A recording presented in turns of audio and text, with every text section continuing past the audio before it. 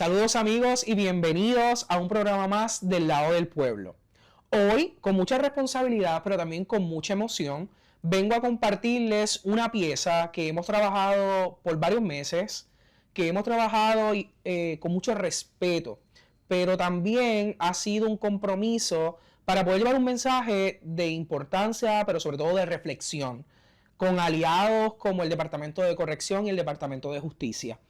Y hablo del reportaje especial Terror en el Monte. Terror en el Monte tiene como propósito visibilizar una realidad de país que en el pasado vivimos con la intención de reflexionar y evitar que estas acciones que pasaron en el tiempo del 1943, 1950 y así consecutivamente vuelvan a pasar ahora en el 2025. Y les hablo de la trayectoria de Francisco Antonio García López, quien se convirtió en el prófugo más buscado de Puerto Rico, quien fue la persona que más le costó al gobierno de Puerto Rico mantener, pero sobre todo también activar recursos para poder cogerlo, detenerlo y así evitar que cometiera tantos crímenes fatales como ocurrieron. En una sociedad tan criminal, en una sociedad tan vulnerable como la estamos viviendo, es momento de enfrentarnos con la realidad de nuestra historia para evitar repetir eso que en algún momento sucedió. Así que yo quiero compartirles este reportaje para que ustedes lo vean en familia, lo compartan y luego entonces haremos una reflexión. Les presento nuestro reportaje especial, Terror en el Monte. Por 15 años ocupó el lugar del prófugo más buscado por la policía. Acabaron con el hombre que en varias ocasiones burló el sistema judicial y policial de la isla. Con la muerte de Toño Bicicleta concluye un capítulo en la historia de Puerto Rico.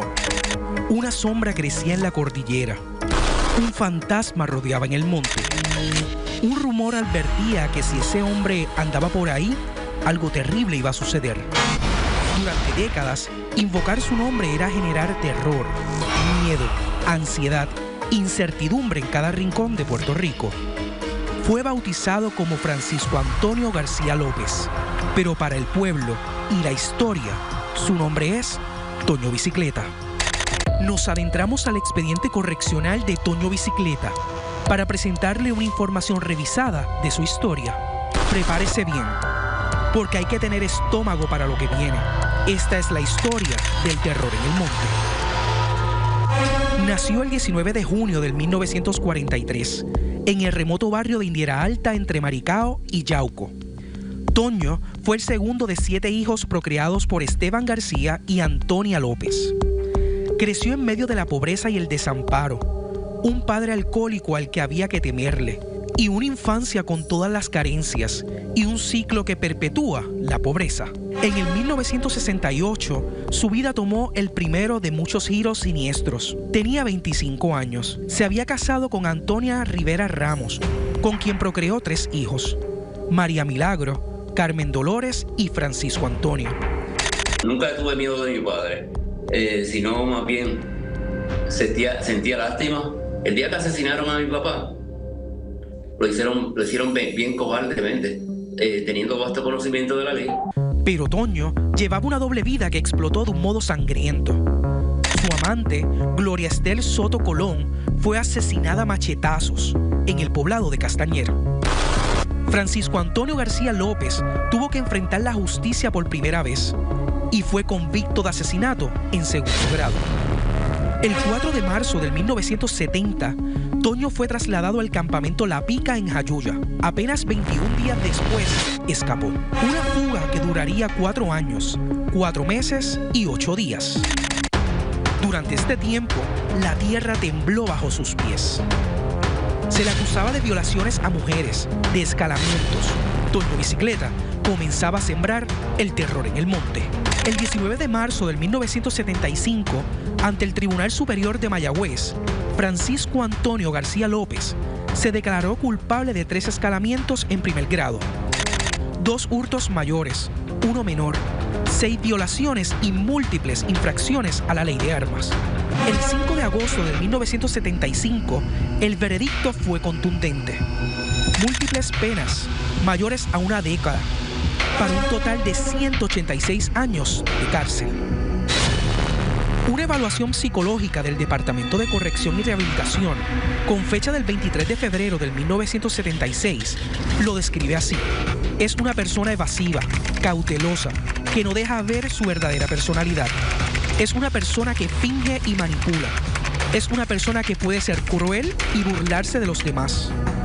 Toño Bicicleta pasaría años escondido en el monte, tejiendo su red de crímenes. En el 1987, mató a quien consideraba su figura paterna, su padrastro, Antonio Caraballo, que para entonces contaba con 83 años. Acabó con su vida a machetazos, luego arrastró el cadáver al patio, le roció gasolina y lo encendió. Después, asesinaría también a su tío Pablo López Vargas. Ese mismo año, Toño Bicicleta atacó e interceptó a Dayan Pérez Lebrón y a Luis Rodríguez, a quien asesinó de un balazo en la cabeza. Hace muchos años que me robaron una pistola 45 Smith & Wesson aniquilada y efectivamente la pistola pues fue la que me robaron. Ella sobrevivió al ataque únicamente para iniciar un largo periodo de secuestro y maltrato del que no sabía cómo lograría escapar. ¿Temió por su vida? Todo el tiempo, la vida mía estaba en un hilo. Inmediatamente que él me viola, me amarra con unas cadenas en los pies para que yo no me escape. Entonces viviendo y durmiendo en el suelo, en el piso, con hojas tiradas de los árboles, de palmas y cosas así, fue una experiencia terrible. Ella tenía apenas 14 años cuando fue secuestrada por Toño Bicicleta en Sabana Grande. Dayan conviviría con el hombre más temido del monte durante 8 años. Cuando yo supe quién era él fue en una pasada de calle que encontré un periódico y lo cogí. Entonces ahí estaba la noticia que era... Porque yo le decía indio, como él me dice que lo llamara indio. Ahí es donde yo me doy cuenta quién era Francisco Antonio García López. Cuando yo leo que lo estaban buscando, era un prófugo, lo estaban buscando por haber matado a su tío, a su padrastro, y que él había matado a una mujer con un machete hace unos años. Y yo estoy leyendo esa historia y lo miro. Ya sabes, ¿qué lees? Léelo. Yo tuve que leerle la noticia. Ese soy yo, y si tú te pones, te corto el cuello, te quemo y te meto un tiro también. Yo lo usé de escudo. ¿Por qué? Porque si me fue a enterrar viva, me tenía amarrada. Y no solamente las palizas, el maltrato sexual, por culpa de ese maltrato sexual me viró la matriz, no pude ser madre nunca. Me fui bajando mi nivel para controlar y ir conociendo. Él me tendrá que soltar algún día, pero siempre me dice, te voy a matar, te voy a matar. Los años pasaban y el mito crecía, pero las agencias de ley y orden de Puerto Rico no abandonaban la búsqueda del prófugo más buscado del país. Era un guerrillero solo para la policía de 14, 17 pueblos en la isla. Si Toño Bicicleta hubiese sido un antipolicía o un tipo de venganza, en la misma ruta que tú llegaste hasta aquí ahora, del Cerro de la Avispa, en cualquier bajanca de esa, hasta con piedra, Toño podía matar a un policía todos los días. Creo que Toño valía más vivo que muerto por aquello de las muchas y cientos historias que podía atraer a este momento. Porque cuando yo hice un intento, eso jamás se me olvida, eso es un milagro de Dios, cogí el arma, recuerdo que era un revólver, y lo apunté. Cuando yo le disparo del susto, le da, que si llega a ser una bala real, lo hubiese, ¿verdad? Tal vez matado o herido. Él se vira y me empieza a dar, me dio una pela y me empieza a dar. Y yo recuerdo que uno de los cantazos que tengo por aquí, ahí yo perdí el conocimiento. Siento como frío en mi cuerpo y voy como que despertando con mareo. Cuando me doy cuenta que él está con el pico tirando tierra para encima de mí, pero viene de los pies para acá. Y él hizo así. Tú estás viva, fue lo que me dijo. Pero tampoco fue de quien sacarme de ahí. Que él te estaba intentando enterrar viva. Sí, porque él creía que yo estaba muerta. Pasarían décadas, pero finalmente llegaría la mañana del 29 de noviembre del 1995. Justo aquí vivía el prófugo más buscado por todo Puerto Rico. Fue aquí donde nació el terror en el monte.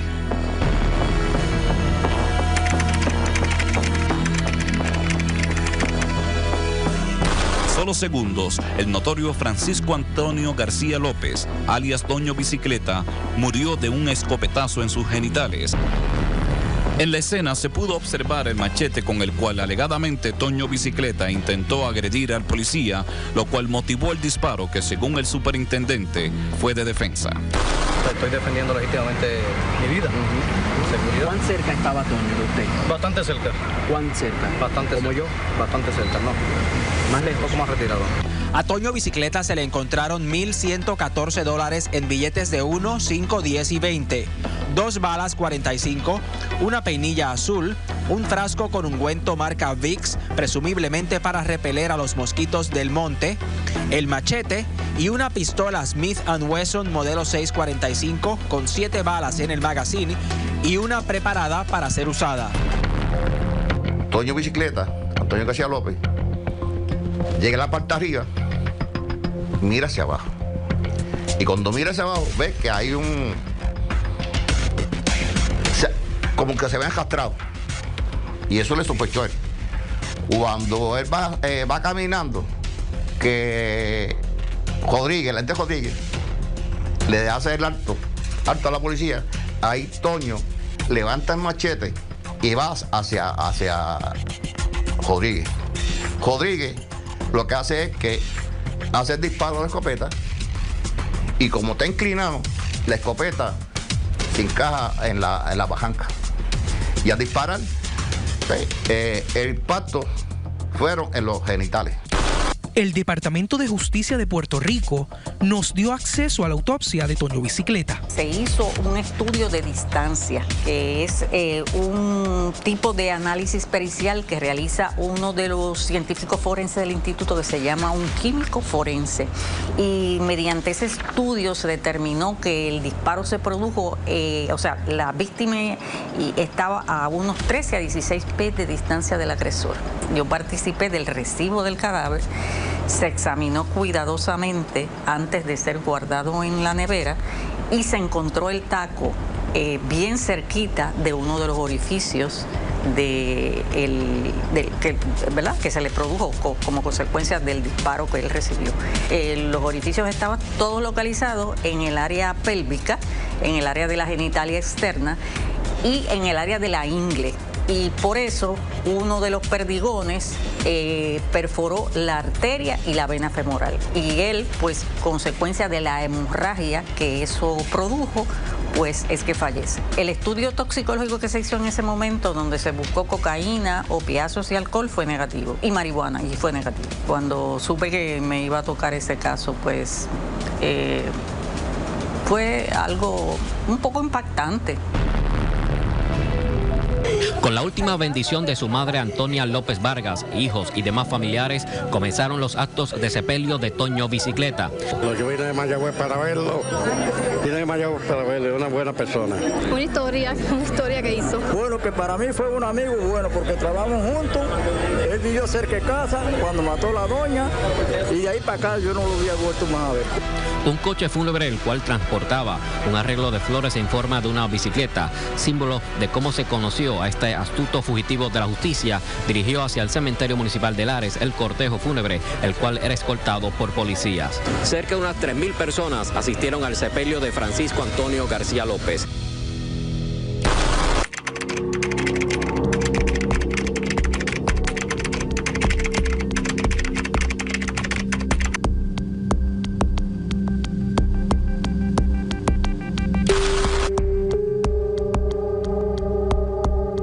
Bueno, Toño, gracias por la oportunidad de entrevistarte hoy, día de tu cumpleaños y a 30 años de tu muerte. Primero que todo, ¿cuántas intervenciones tú tuviste con la policía? Si le preguntas a ellos, como 60. Pero bien agajado. Fueron 2 nada más. Y la última, bueno, ahí fue que me dieron el viaje sin regreso. ¿Qué delito tú cometiste? Dicen que yo era el diablo, que si maté, que si robé, que si volé par de veces. Pues mira, algo de eso hay. Lo que sí sé es que me echaron 100 y pico de años. Pero tú sabes cómo es. Cuando uno tiene fama, hasta lo que uno no hace se lo apuntan. Yo tuve acceso a tu expediente del Departamento de Corrección y Rehabilitación de Puerto Rico, pero quisiera que me lo contestaras tú. Si no te hubiesen matado, ¿hasta cuándo tú estarías cumpliendo pena de cárcel? Me tiraron 180 y pico de años. Eso no era para cumplirlo, era para enterrarme vivo. Si acaso salía por ahí como para el año 2100 y pico. Y eso era si me portaba bien. Y mira, ¿sabes qué? Yo no pienso seguir contestando preguntas. O sea, aquí, la verdad aquí, es que yo no confiaba en nadie. Para mí todo el mundo era un chota. Para mí todo el mundo me quería hacer daño. Y por eso yo siempre viví en el monte. El terror realmente era en el monte. Es un recordatorio oscuro de cómo el crimen, la violencia y la impunidad pueden marcar una sociedad. Su historia no debe ser glorificada, sino entendida como una lección. Un caso así jamás puede repetirse. Como sociedad, tenemos la responsabilidad de fortalecer la justicia, proteger a los inocentes y asegurar que nunca volvamos a vivir una tragedia como la que dejó Toño Bicicleta.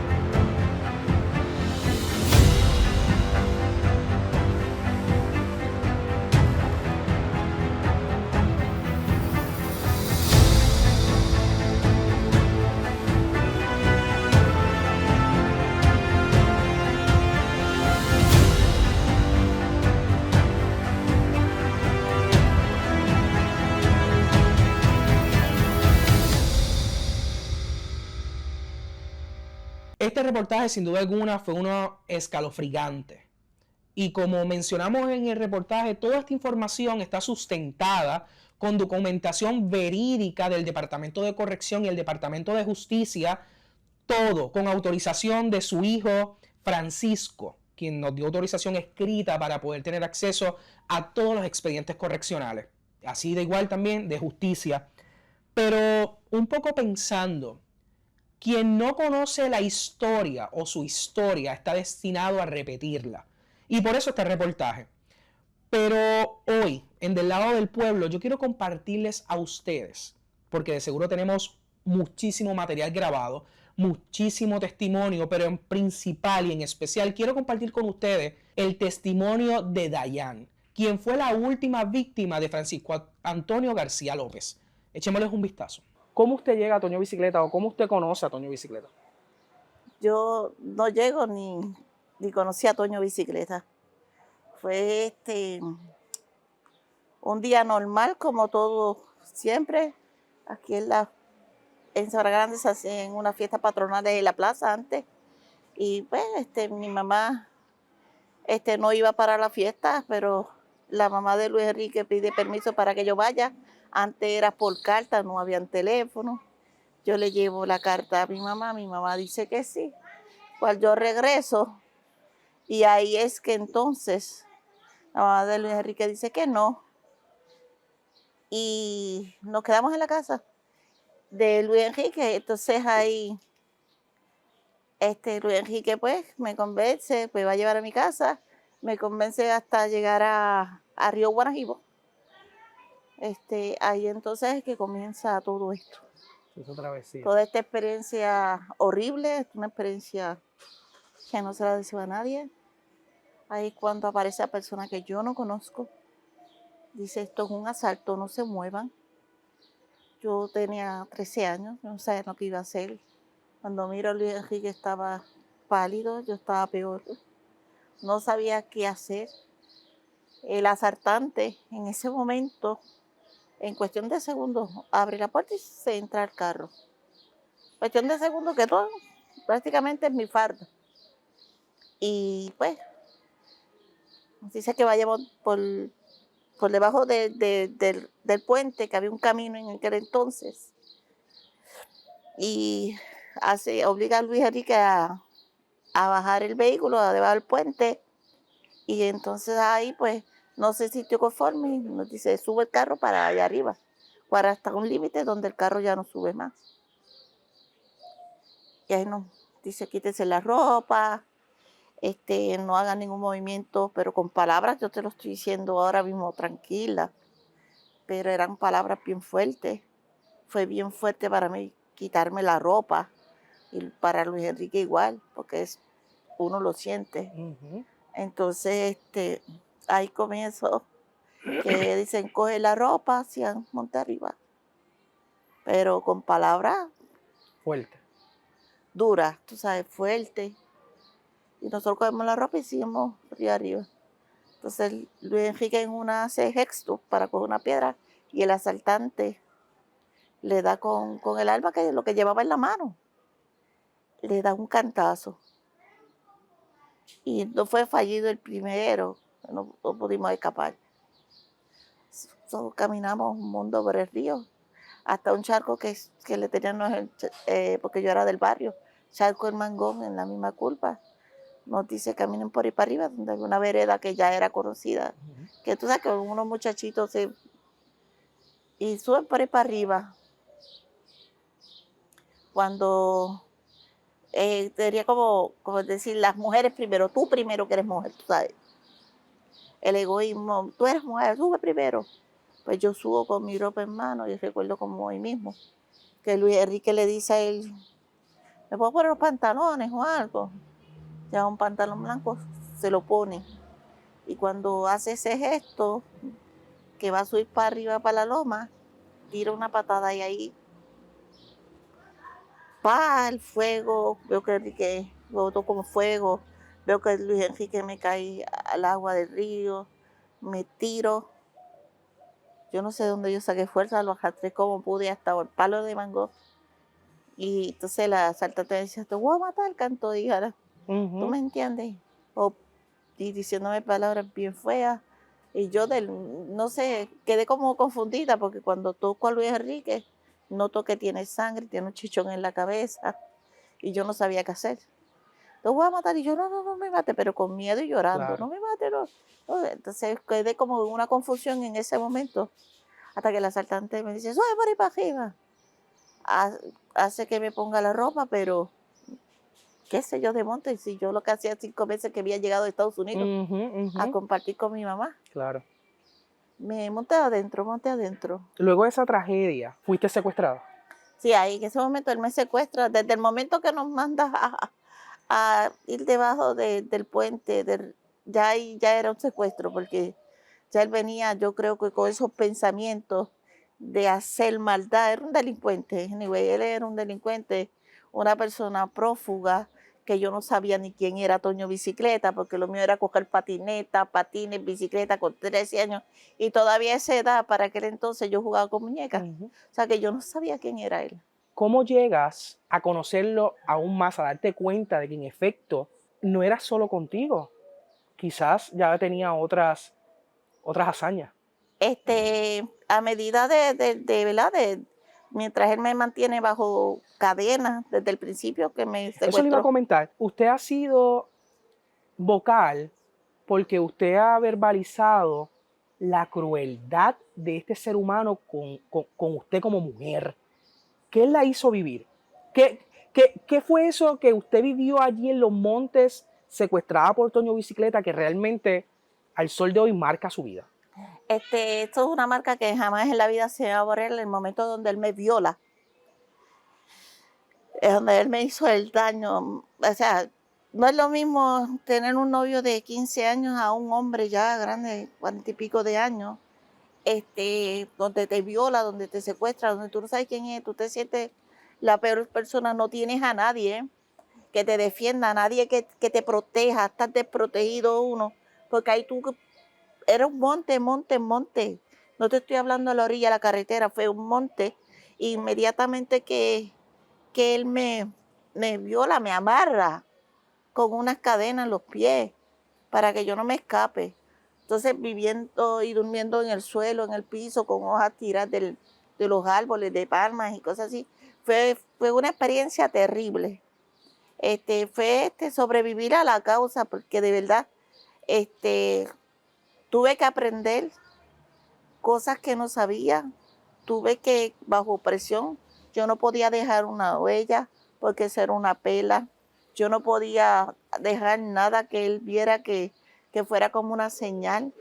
Un palito virado que yo dejara, una marca, eso era una pela. Fue un maltrato fuerte, tanto psicológico, emocional y de agresión, eso todo el tiempo. Y amenaza, te voy a matar a ti, voy a matar a tu familia, voy a matar a todos tuyos.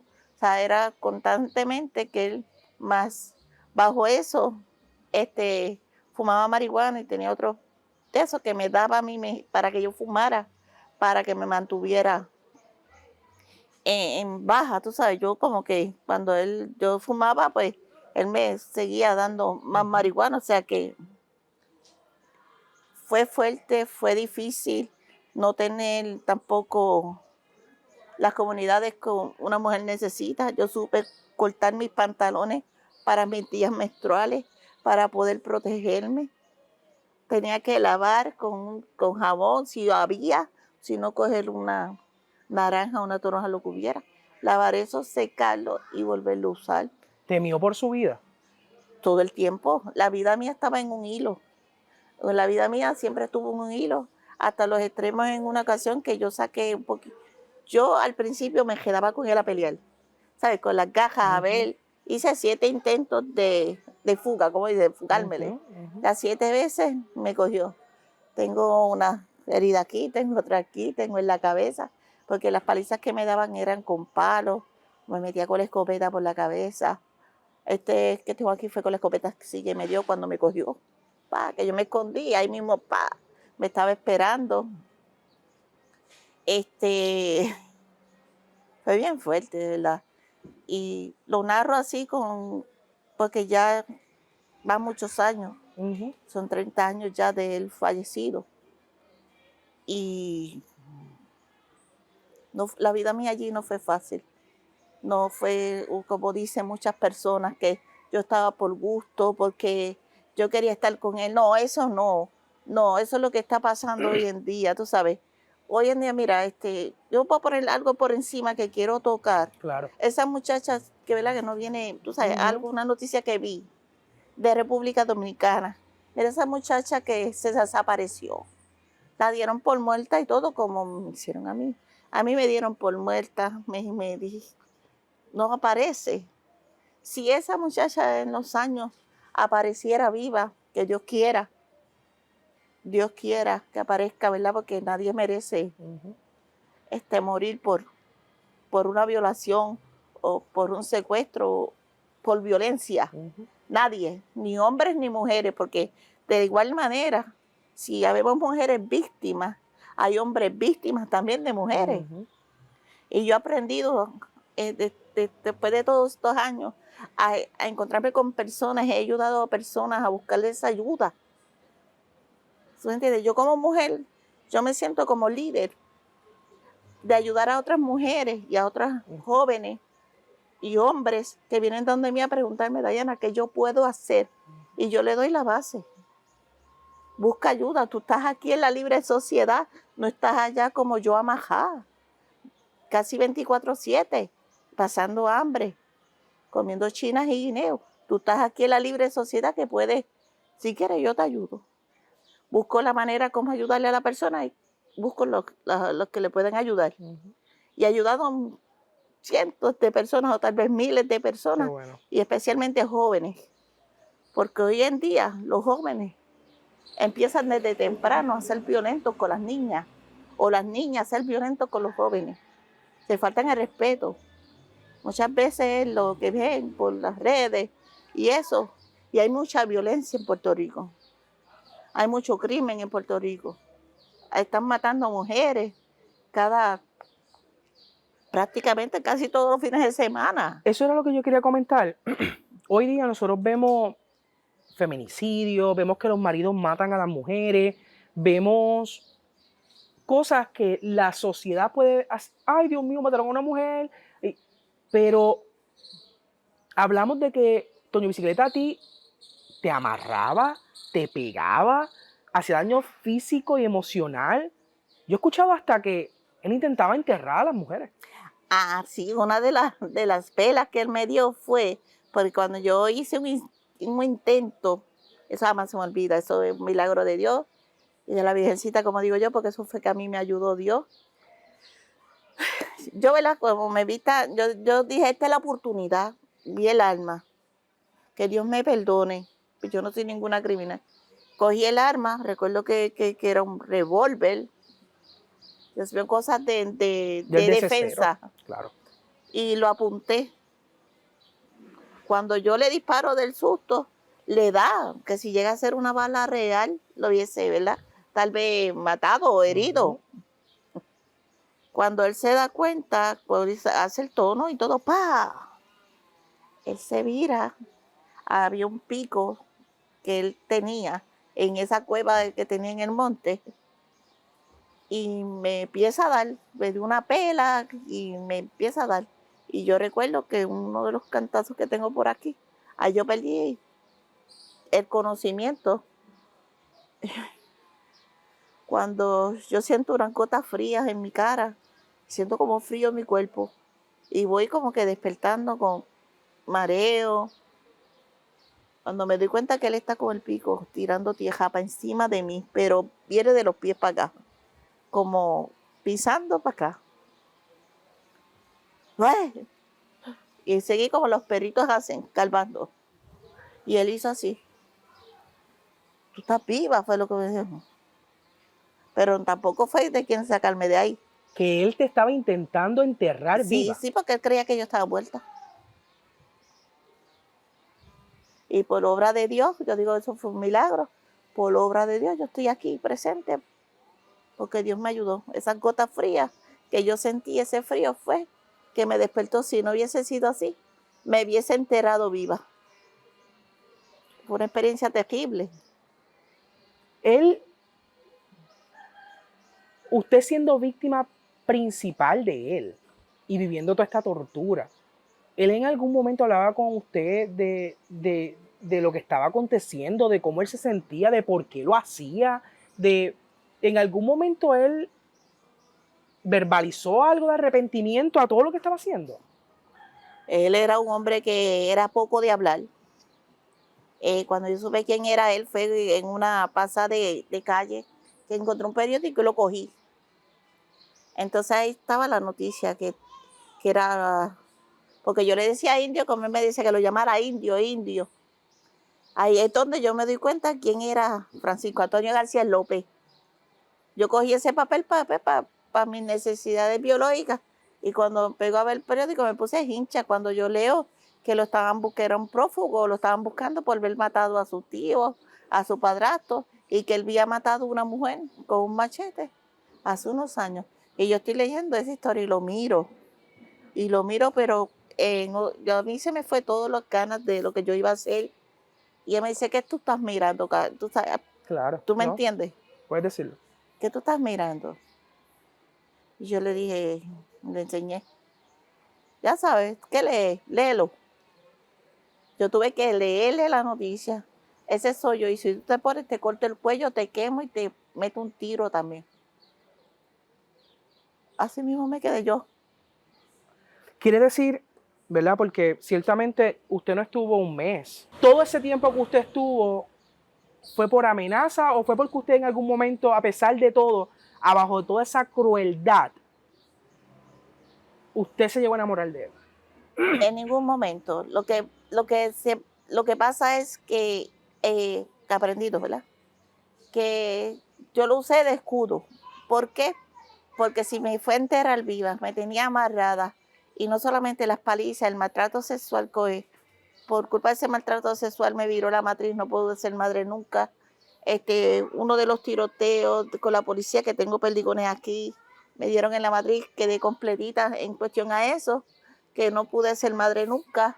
Yo dije, ay no, déjame ir suave, porque cada vez que me peleaba con él, la que salía mal era yo, con la boca jota, la ceja jota, la nariz, o sea, toda machucada. Yo déjame bajar, me fui bajando mi nivel para controlar y ir conociendo, pero que era bien difícil porque lo intenté 7 veces. Yo dije, pues déjame quedarme tranquila que su momento va a llegar. Él me tendrá que soltar algún día, pero siempre me decía, te voy a matar, te voy a matar. Me decía, te voy a matar. ¿Y dónde ustedes dormían? ¿Cómo ustedes hacían para comer? Mira, para comer en el monte, gracias a Dios, hay vianda, hay comida. En cuestión de vianda, frutas, guineos, china, y pues los de la finca siempre siembran muchas cositas. Y cada vez que pasábamos en el monte, aunque sea un poquito profundo, hay palmas que él tumbaba y se comía el cojollo de palma que llaman, lo blanco de adentro de la palma, lo cortaba y no lo comía, no. Eso como si tú te comieras un repollo o una ensaladita. Bien bueno que es.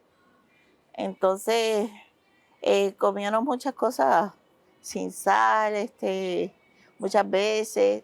Tuve que acostumbrarme. A veces me tenía que acostar como 2 o 3 días sin comer. Si conseguía hojas de naranja, como él decía, había que mascarla, escupir para que no te dé jalea y te mantenga. Pero eso sí, la marihuana tenía que estar. Tú te vas a fumar esto, aunque tengas hambre o que tengas esto, te vas a fumar. Y él salía y me dejaba majar. Yo no sabía si él iba a regresar. A majar con cadenas que no había por dónde uno escapar. A veces llegaba con cosas, a veces llegaba con coraje, y el coraje se lo desquitaba con esta persona. Yo era el saco para él, yo era la que las va a pagar todas, como él decía, tú eres las mujeres traicioneras, tú las vas a pagar todas las que los demás me han hecho. ¿Usted nunca logró conversar con alguien en el pueblo, dejarle saber?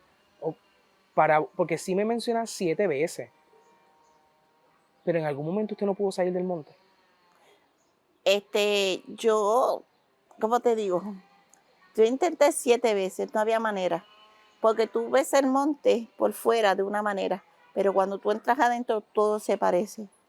Y yo hacía como el caracol daba la vuelta y caía en el mismo sitio. Si no en el mismo sitio, un poquito más abajo. Dentro de esos tiempos que usted estuvo siendo víctima total, ¿usted pudo ver el maltrato de él hacia unos terceros? ¿Hacia otro ser humano? Bueno, me mató a Luis Enrique. Ya ahí empezó desde una. Cuando él me secuestra, porque ya mató a Luis Enrique. Ahí ya yo veo que él está maltratando. Inclusive, hubo otra persona que él, estando conmigo, secuestró. Me fue a ver. Y fue bien doloroso. O sea, son maltratos, no solamente sexual, sino psicológico, para ambas, porque las dos sufrían, ¿no? Las dos amarradas. Él nos ponía como en quisquilla a pelear y no fue fácil. Cuando logran coger a Toño, que muchos entran en disputa si fue la mejor manera, no fue, pero en ese momento cuando le disparan a Toño, ¿qué tú sentiste? cuando yo ese día de la muerte de Toño, íbamos de camino a una finca a recogido de café, porque él le trabajaba a ese dueño de finca. Entonces, él me dice, mira que hay pisadas de los perros eran los guardias, pero ¿qué pasa? Que iban hacia allá y no hacia acá, cogieron para allá, pero fue que los guardias caminaron al revés. Pues él dice, pues quédate aquí, es una Y, es como una Y, aquí está este camino, aquí es una Y de mucho E. Entonces él dice, pues como teníamos ya la costumbre de subir esa loma y caer al otro camino, pues me dijo, te quedas aquí. Si tú sientes un tiro o algo, sal corriendo, porque es que me ha matado o algo ha pasado. Él había presentido la muerte porque yo le había dicho, yo tuve un sueño bien feo contigo. Como que te habían herido, matado, no sé, yo sé que yo le dije algo a él. Entonces cuando llegó ahí dijo esas palabras. Yo pues me quedé con, me dio el arma, la nena, que era una escopeta que le decían la nena, y el bulto, yo me quedé con ellos acá. ¿Qué pasa? Que cuando, es como decir, cruzar de aquí a la carretera allá al otro lado, pero en una loma. Yo no lo estoy viendo, ni él me ve. ¡Pah! Primera y última vez que ese hombre dice mi nombre. Dayana, corre. Porque me ponía Carmen, María, Josefa, Petra, cuánto nombre había, menos nunca me llamaba por mi nombre. Dayana, corre. Eso a mí me sorprendió. Pues yo cogí la escopeta. Yo no tenía esta libre, muchacho, me desaparecí. Me metí por ese monte. ¿Qué pasa? Que por allá, por el otro lado, se habían tirado los guardias con unos perros de verdad. Y los perros. Y yo dije, me fastidié aquí. ¿Qué voy a hacer? Me encontré como, ¿qué estará pasando? Pues ahí los guardias vienen con tira el arma al piso, tira el arma al piso. Yo sabía cómo cargarla y hacerlo. Y yo como que intenté, yo decía, pero ¿qué yo estoy haciendo? Tira el arma al piso. Pues yo cogí, me puse el jodillo y le tiré el arma. Ahí vienen los guardias más. ¡Guau! Me han dado la estrujada. Te mantienes tranquila, porque si no te matamos como Toño Bicicleta. Así sin decir las reglas ni nada, ellos me dijeron nada. Te mantienes tranquila, porque si no te matamos como a Toño Bicicleta. Entonces yo llevaba un chaleco militar. Entonces yo era tan flaca que ellos me jalaban por ahí y me posaron con unos straps, pero bien apretados que todavía me queda una manchita aquí. Entonces, porque tuvieron que entrar algo para poderlo sacar. Y ahí es que tú te enteras de que ahí habían matado. Cuando yo paso, ya ahí me suben por donde matan a Toño, que yo miro para la loma donde yo sentí la detonación. Yo veo como que algo hace así. Cuando miro, es como sangre. Ya. Y yo inconscientemente dije, ay, mataron. ¿Qué? Camina, pero como me estaban haciendo presión y me tiraron y yo caí dentro de un bache. Y cuando yo veo el que está en la guagua, era el dueño de la finca donde me iban a bajar, era el dueño de la finca, estaba, miró. Gente miró. Que le sé el nombre ahora porque... Y habían 2 o 3 guardias. ¿Qué pasa en la guagua? Parece que la tenían truqueada. Hasta la palanca se le salió, pero yo la acomodaron y siguieron por ahí para abajo conmigo. Entonces yo le decía, lo mataron. Pues estaba como que, sí, matamos a tu esposo, mataron a mi esposo. Y de ahí es que sale la noticia que yo había dicho que mataron a mi esposo. Porque la gente, la prensa muchas veces dice lo que quiere, sin saber. Y ahí fue donde me llevaron al cuartel de Cantaño. Que ahí estuvo bajo celda. Ahí estuve bajo una presión fuerte de la policía, interrogándome, un poquito de maltrato, fuerza. Yo no sé, yo te estoy diciendo lo que a mí me pasó. Él mata a mi novio y me llevó por el monte, me secuestró, me llevó por el monte, era lo que yo decía. y me mantuvo en el Monte Amajá. Me mantuvo en el Monte Amajá y ellos, no, que tú vas a decir la verdad. Me hacían presión. Me dieron 2 bofetadas y se hablaba.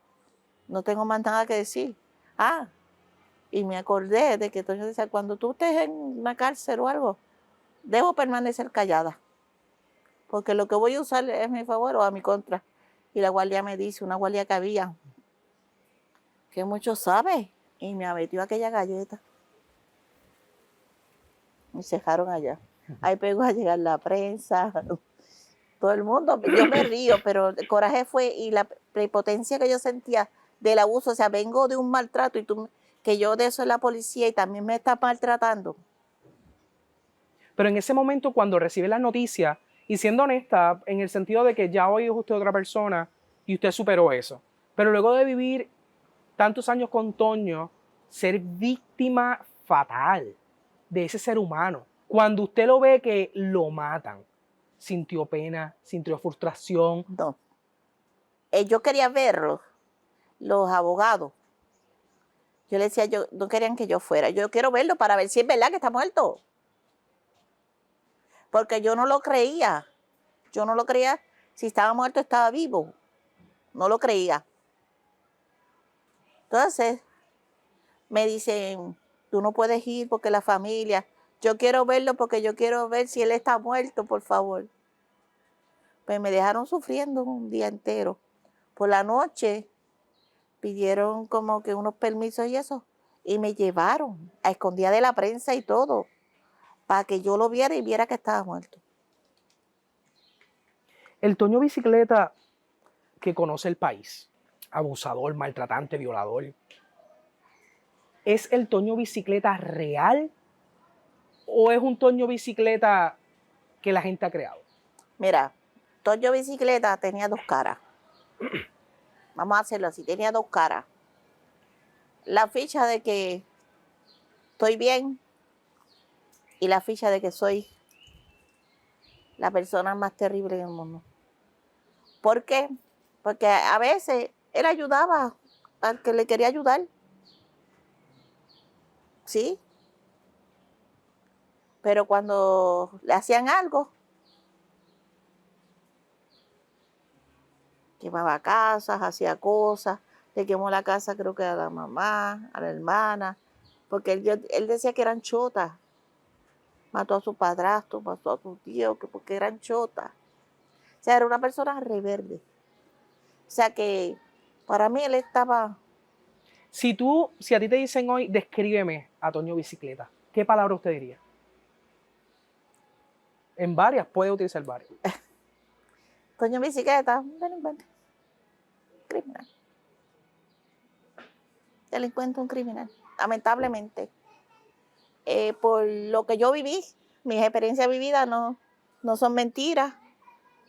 Sufrí, me alejó de mi familia, sufrí mucho, pero le doy gracias a Dios por estar aquí. Yo te lo estoy narrando, pero a mí me duele, porque aunque llevo 30 años y narrando esta historia todo el tiempo, son cicatrices que no se borran. Son cosas que uno vive día a día. Por eso es que yo le digo a las mujeres y a los hombres, busquen ayuda. Aquí estoy yo. ¿Qué pasó? Como yo le digo, ¿tú sabes? Aquí estoy yo, ¿qué pasó? Dime, cuéntame. Ahora vamos a entrar a tu libro, porque yo sé que tu libro es de mucha ayuda para muchas personas, pero antes de eso quería preguntar, hay gente que dice, y te lo comento porque sé que aunque de mala manera estuviste a su lado, porque aunque obligada estuviste a su lado, pero hay mucha gente que dice que el mismo pueblo ayudaba a Toño Bicicleta. Como que Toño Bicicleta tenía comida almacenada, que Toño Bicicleta tenía dinero, pero que era el mismo pueblo que en cierta manera por miedo o amenaza, no sé, ayudaba a Toño. ¿Eso era cierto? Está bien, los campesinos le ayudaban, vamos a decirlo así. Si pasaba le daban el café y las arepas, como uno dice, del campo. Si tenían de eso le daban, le hacían compritas de la casa. Muchas veces era miedo, pero también habían oficiales que venían y le entregaban, porque yo en una ocasión me deja majar, yo me estiré lo más posible. Y ahí fue que yo cogí más temor. Porque como un oficial va a venir a darle a un delincuente equipo, ¿verdad? Pues para armas, como balas, armas y ropa militar, para escamuflarse. Que yo me estiré, yo me acuerdo que en aquella loma me forcé, me lastimé un poco el tobillo, pero yo quería ver con quién él hablaba.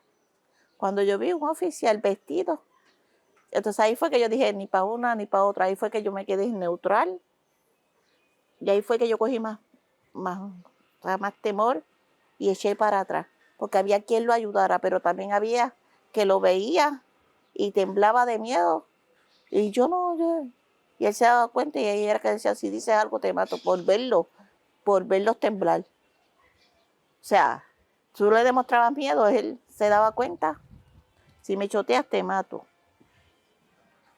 O sea, él abusaba de su poder, del miedo que tenía la gente. Y a raíz de todo esto escribes un libro. ¿Qué te inspira a escribir este libro? Me inspira a escribir mi libro. Muchos escritores llegaron, hasta que llegó Edwin Q. Pérez. Me inspira porque aquí en este pueblo, en este pueblito tan hermoso que yo quiero, Sabana Grande, me señalaron, no solamente a mí. Antes de que yo apareciera, señalaron a mi familia. Mi familia, pues mi mamá muchas veces no podía ir al sitio, porque mira la asesina, mira esto, porque mi padrastro fue juzgado a perpetua, porque decían que él había sido que me había matado a Toño y me tenían muerta, qué sé yo, la gente hicieron un mapa que no era real. ¿Cuál víctimas eran las dos familias? Las de Luis Enrique y la mía. Pero la mía sufría día a día por el rechazo del pueblo de Sabana Grande, de mucha gente de Sabana Grande que le cerraban las puertas a mi mamá. No la dejaban comprar ni nada, porque yo me enteré después que aparecí. ¿Ok? Yo dije, esta gente tiene que saber, porque que tú te fuiste. Yo recuerdo pasando por la otra esquina de la plaza, ahí vienen las asesinas. Son las asesinas, mira. Tú no estuviste ahí. Tú no estuviste ahí en mi dolor. Tú no estuviste en... Pero yo atrechaba y cuando me daba con la situación, muchas veces cruzaba la calle. ¿Para qué? Para evitar. Iba a buscar trabajo, nadie me daba trabajo. Aquí en el pueblo, porque yo era la mujer de Toño Bicicleta y era una criminal. Pues para aquel entonces estaba el alcalde Papín Ortiz, me dio unas horitas. Las aproveché, esas horitas de trabajo. Y ahí fui. Pero donde quiera que iba, inclusive en Mayagüez, en una de esos de atunera, fui a pedir, que cayeron todas las que fueron conmigo, pero yo. Me dijo, no te podemos dar esta arma porque puedes matar a alguien. Y era una cosa plana que es para pelar los pescados. Y yo, ¿qué pasa? Que me dicen, pues vete para una finca. Y por la gracia de Dios, no puedo hacer la promoción, pero sí, el Fabre, la finca Fabre, yo fui de eso. Para aquel entonces pagaban pues el mínimo. Y yo pues fui, me dijo, sí, te aceptamos. Para mí eso fue un orgullo, porque logré hacer algo. Me puse a estudiar, la prensa no me dejó estudiar lo máximo por ese tiempo, porque era noticia. Se entraban en la escuela nocturna a entrevistar, a ver lo que yo hacía, lo que no hacía. Me hostigaban mucho los de probatoria. Yo no podía estar tranquila porque los de probatoria estaban encima. Como era un caso con mucho nombre, porque a todo esto de ser víctima me echaron 5 años de probatoria. A todo esto de yo ser víctima, secuestrada, violada y todo, no sé qué le pasó a la justicia, que me dieron 5 años de probatoria porque había que señalar a alguien y ese eres tú. Así de claro. Porque si no estuviera todavía cumpliendo 48 años de cárcel en la cárcel. Al día de hoy. Para que usted sepa. Eso es lo que el pueblo no sabe, eso es lo que el pueblo nunca se enteró. Y usted por mucho tiempo cargó ese estigma, ese señalamiento del pueblo de tú no sirves porque eres la mujer de Toño Bicicleta. Es que todavía hay gente que es bien, no se dan de cuenta que esto fue un accidente más. Esto le pudo haber pasado como hoy en día a cualquiera. A cualquiera le puede pasar una situación como la mía, pero la gente es inconsciente. La gente se cree que yo quise irme. ¿Quién se va a querer ir a vivir infrahumanamente en un monte pasando necesidad de hambre? ¿Quién se va a querer ir bajo cadena, bajo maltrato? ¿Quién se va a querer ir a un lugar así? Nadie. Yo era una niña de 13 años. Yo no era una nena de 20 ni 22, era una niña que perdí toda mi juventud prácticamente de los 13 a los 22. Perdí esa etapa bien importante en mi vida. Y eso es lo que la gente muchas veces no entiende. Pero a pesar de todo, eso de la finca, me encaminé, estudié y estoy aquí. Y voy a seguir. Y eso fue lo que me inspiró a hacer este libro que tú ves aquí. A ver este libro que tú ves aquí. De historia real, sin tapujos. Aquí hablamos español, aquí hablamos boricua, con las palabras que se usaron, con las cosas que se dijeron, con todo. Los que han leído este libro saben la calidad y la historia real que hay aquí. Aquí no hay mentira, porque para mentir no se vale. Mejor decir la verdad, porque con la verdad uno va al fin del mundo. Cuando tú dices mentiras en una calle. A 30 años de haber puesto fin a aquel criminal, siendo la mujer que eres hoy, una mujer fuerte, una mujer guerrera, una mujer libre, ¿cómo reflexionas de aquella etapa de tu vida con aquel criminal? ¿Cómo lo ves? Aquella etapa fue bien difícil y bien triste por demás. Y de verdad como que no había esperanzas de vida, pero como al final del túnel vi la luz. A pesar de todo lo que viví después, vi el final. Y hoy en día soy una persona emprendedora, respetuosa, amable, me gusta ayudar a las mujeres víctimas, me gusta. Trabajo para una empresa, una empresa privada de vivienda, donde me he enseñado mucho más, donde se dan talleres para adultos, donde se le dan tutoría a los niños, donde eso me ha ayudado también a crecer mucho. Que salí de una finca para trabajar ahí, eso ha sido lo mejor del mundo. Llevo 10 años, no me arrepiento para nada, gracias a, ¿verdad? Sí, no. A IEP, a Instituto Empresarial Puertorriqueño, que me mantiene ahí. He aprendido mucho, le agradezco un montón, siempre me han dado la mano. He crecido como persona, soy bien bondadosa, me gusta lo que estoy haciendo. Qué bueno. Que es lo importante. Yo le he titulado a este reportaje Terror en el Monte. Y es porque sin sentarme a hablar contigo, me puse en tus zapatos. Y no importa qué acción se tomara en aquel momento, de seguro era por tener terror en aquel monte. ¿Lo ves igual? No sé qué decir. No importa. Es como yo dije una vez, no importa lo que yo pase, lo que yo viva, pero yo tengo que ser libre alguna vez. Y hoy en día soy libre. Y quiero seguir creciendo, quiero tener mis propios proyectos, pero a veces uno no tiene los recursos. Pero sí, estoy dando el 100. Y seguiré dando el 100 mientras tenga salud y Dios me dé la oportunidad de seguir conociendo personas, dando personas y crecer yo como ser humano y que me dé esa fortaleza para seguir seguir hacia adelante. Eso es lo mejor del mundo, uno querer crecer y seguir hacia adelante. No, yo no me quedé estoqueada.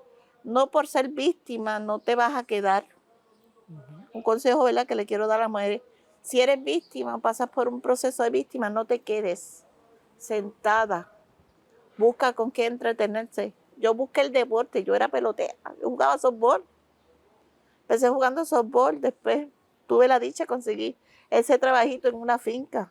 Ahí seguí, estudié mi 4º año con honores y todo. Yo me lucí, entonces ahí seguí trabajando hasta llegar hasta donde yo llegué. Mira, trabajo para una empresa donde se ayuda a la comunidad, donde se comparten las experiencias, donde se ayudan a los niños.